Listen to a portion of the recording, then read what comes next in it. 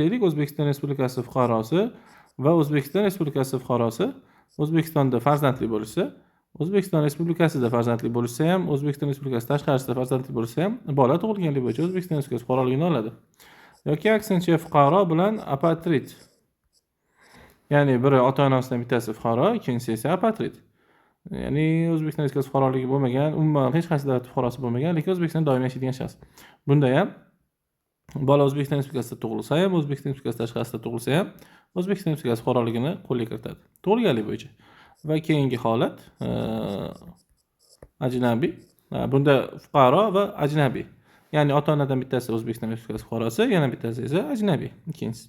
Demak, bu holatda O'zbekiston Respublikasida tug'ilsa yoki O'zbekiston Respublikasidan tashqarida tug'ilsa ham, bola O'zbekiston Respublikasi fuqaroligini oladi. Ya'ni har ikki holatda. Faqat bitta joyi bor, e'tibor qaratishimiz kerak bo'lgan.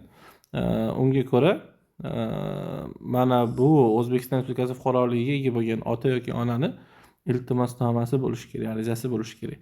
Ana o'shandagina mana bu bola fuqarolikni olishi mumkin.